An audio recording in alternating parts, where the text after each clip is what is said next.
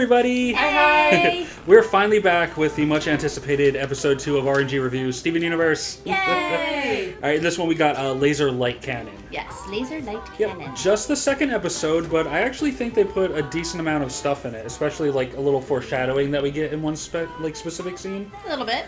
So it basically just starts out with Steven and Amethyst hanging out. They're going to get fry bits. It's our first moment with fry bits. I could very much relate to the fry bits. I used to eat them in high school. Yep, I love fry bits, especially I like I don't know which fry bits I like the most. It might be like Burger King's fry bits. Yeah, the little nubbly bits. Yeah, I love Burger King's fries. The bits. The bits. And he's then just like, okay. Yeah. We also, it's the first time we see Mr. Fryman too. So the little fry shack. That's our first visit there.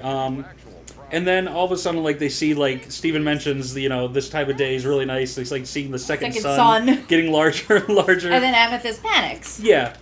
Because it's just a big, giant, red, glowing eye in the sky. It's not a sun at all, is it? So, and then, the worst part of the episode, Steven, his bits get knocked to the floor. That is such a crime. And then, it's so sad. The other thing is, like, when we see Pearl and Garnet for the first time, it is such a rough drawing of Pearl. The animation, it's like... Oh my goodness. The rest of them had their moments, but Pearl, like, for the first few episodes, I could not stand the way she looked. Yeah, it was just so bad. Yep. Like, we can keep going. Pearl's just so... There's some scenes where her arm, like, here, her arms look extra long. Yeah.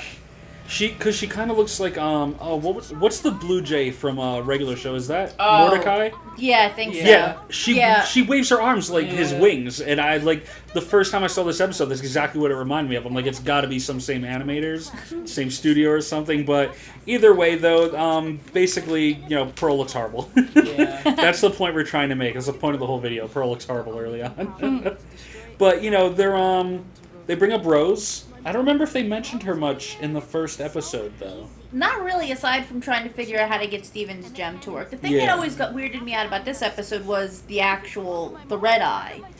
Yeah. It's like, aside from you seeing it in this one episode, it's like... They never explain it. It's never said that, like, I guess spoiler, but it's never said that it's sent from Homeworld or that it's one of Peridot's machines. Yeah, they just say that it's come here, they don't know why it's here, and it's going to destroy Beach City, but they know why. Yeah, and it's not a corrupted... Well, it's not a monster. I gotta watch what we say. It's not a monster. So yeah, we actually don't really get to find that out. Not by the end of the episode, not by the end of the series either.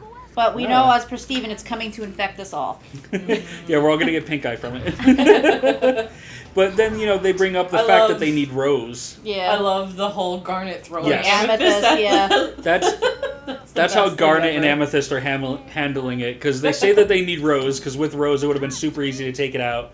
Because she had a light cannon that could just, destroy it right away. But the next best thing, I guess, is just throwing Amethyst at it over and over and over again. It shows the diligence of Amethyst and Garnet. Now they're willing to, take extreme Amethyst measures. wasn't going to quit, too. Talk she was going to keep going. actually using your head. Yeah, exactly. Yeah, quite literally. Who says Amethyst doesn't use her head in battle? And this is the first episode we get Greg. We get to actually see Steven's other parentage. Yeah, so speaking of Greg, I actually really like how, like, hopeful and how much faith Steven has in his dad. Yep. It's so cute. It's so heartwarming. It is. He's got, like, such a wholesome upbringing that it just, like, makes me wish that AI had that. And that everyone had that, because it's just totally not what I'm used to seeing. Yeah. But on the flip really side, cool. and it also shows, though, that how the gems were like, oh, Greg probably doesn't have it, he probably broke it, and it's like Steven still... sucks. Yeah. So it kind of shows that they doubt him a little bit, but Steven just super looks up to his dad, you know?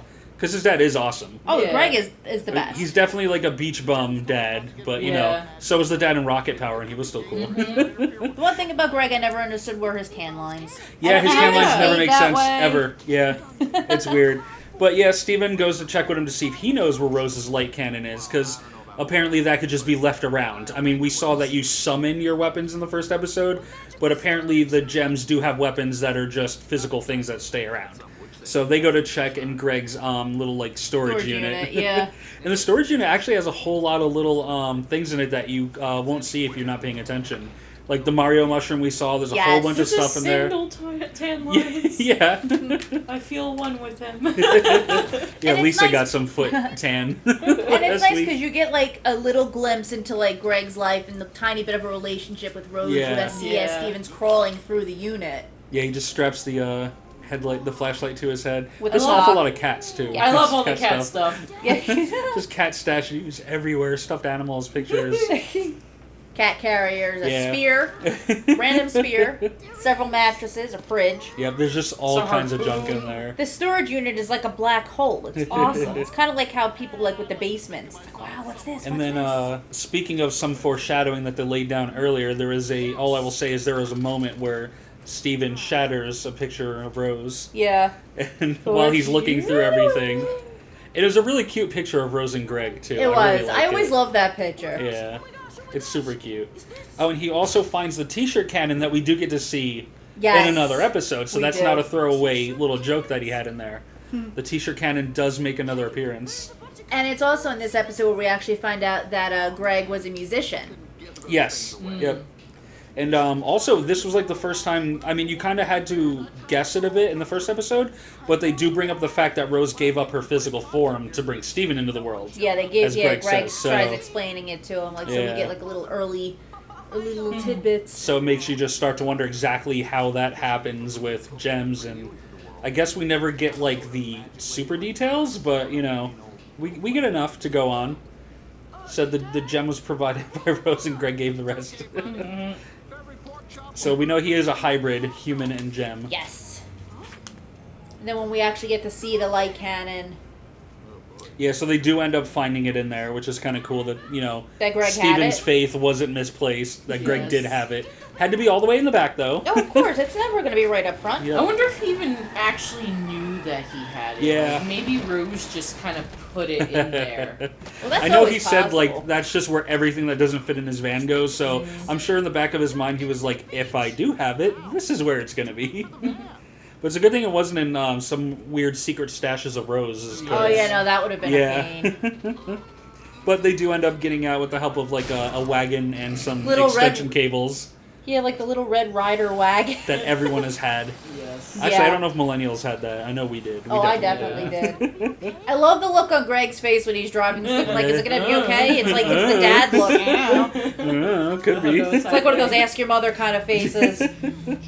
And then we get to hear one of Greg's songs for the Yeah. first time. I love, like, one of my favorites things that they flash back to in the series is young Greg. Yes, I Yes. love young Greg. If they did a spin-off series of just young Greg, except they have a little soul patch hair on his chin that he doesn't have in all the other flashbacks, Yeah, so no. they did change that. But yeah, they're driving, they get to listen to Greg's song. I love that. And then there's Steven. Steven's little frog Yeah. expression. It's just so There's cute. a little bouncing in the seat. And then he starts singing, and Greg is like embarrassed, but it's like it's kind of sweet though, because he's like, Yeah. "Oh, my son really does look up Yeah. to me." Yeah, it's really cute. I got Sadie walking by, leaving the big donut. And there's Lars Lars just outside. kind of standing out there like, Yeah. ah. Mr. Smiley, too. That's the first time we see him, right? And he's not smiling. Yeah, no, he's definitely not smiling right away. He's like, what the F is that? And then there's the gem's utter shock when they finally get there and they realize, Yep. wow, With he actually did have it. Amethyst washing up in the waves. I think I'm cracking it. That would be a fun mobile game, just this Garnet Throwing launching amethyst? amethyst into various things. Be like Flappy Amethyst. I Flappy would actually play that. But yeah, things are getting like tougher. The ice starting to like absolutely destroy the town. It's starting to exert some sort of Yeah. gravitational pull on everything. Everything is just breaking and falling apart. But they do have the cannon. They just can't figure out how to operate it. Nope. Because that was Rose's thing. Yes, exactly. But it's kind of funny how none of them knew how to operate it, yet they knew it existed. So you figure they would have had some sort of clue on how she got it to work. Well, like they kind of like subtly hint that every time Steven needs to use a power, it's just tied to his emotions, and also his That's trying to lock him against So it. Amethyst just rubs him up and down on it, which doesn't work, which It's like obviously it wouldn't. It's like Rose's jet. Maybe that works. I'm sure Rose didn't like twerk on the thing to fire it, so Well, I don't know why this she is thought Rose that. we're talking about. But then Steven, goes with his dad's old saying, if every pork chop were perfect, we wouldn't have hot dogs. And that little sentimental saying between him and his dad, which is kind of like an underlying theme of this episode of him connecting with his father, that kind of like activates it. So they save the day that way. They Yeah, shoot that's the very eye. sweet. And it's also thanks to these episodes is why for a while we had a very strong urge to eat hot dogs. Yeah. Through the beginning at the end when the end of the title sequence, Yeah, Steven's always eating the like hot dog. hot dog. And then this one. But of course, like, the cannon starts firing up and just flops down onto the ground, though, and Steven's got to aim it. Well, of course, because then they got to start showing them working as a team and showing Yes, unity. I really like that. It brings everyone together. Yeah. But, like, it just makes me imagine if Rose was there, she probably just fired and they'd be like, alright, cool, you're done with that? And then, like, it fires all these bombardment of bullets with also, like, a silhouette of Rose. who you expect is Rose, and then Greg kind of confirms it a moment later. Which is sweet, because Greg tears up when he realizes that he just saw, like, you know, a like brief an flash. image, yeah. And then, like, debris just rains down and everyone's running for their lives. As it was Amethyst, I said he just saved half of Beach City, or most of Beach City. Beach City, yeah, exactly. It's like, sorry, what? But it's so cool, though. It's like, there's no, like, cops in Beach City. No one was really doing anything. Yeah, no. Let's see, there is a mayor, we know that, but he wasn't doing anything. So you get the feeling that, like, this town is just being defended by the Steven and the Gems, Gems, you know? With the help of Greg. Yeah, of course. Greg has to help him once in a while. Yep, and then his van washes away, and that's pretty much the end of the episode. It'll be okay, very much, but I live in that van! Yep. But it was really cool, though. I actually, for an early episode, I do like this one a lot, actually. Yeah. First appearance of Greg, which I love. You know, his song, I love all of Greg's songs. There's not Greg's a single music one is I don't great. like. Well, the music in general in this show is just so very well written. Yep. But, like, Greg's music in general, just, I freaking love it. So I'm glad we got our first song in the second episode. I thought it was cool. It just showed the bond between Steven, the Gems, and his dad. Yep. And we got, you know, a few mentions of Rose, too, which was kind of cool. Yeah, they're starting to pepper her in there. Yep. So I'd say I would probably give that I'm going to go 6.8 for that episode. I'm going to say 7 out of 10. Okay. I'll go 6. 6? All right, cool. So we got 6, 6.8, and 7. Pretty good for a second episode of a brand new series, right? I would say so. All right.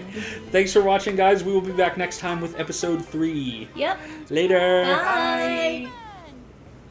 Hi everyone, we would like to announce that we just launched our very own Patreon. It's completely optional, but if you'd like to help us out so we can continue making videos for you all to enjoy, you can go to our page and become one of our Patreons.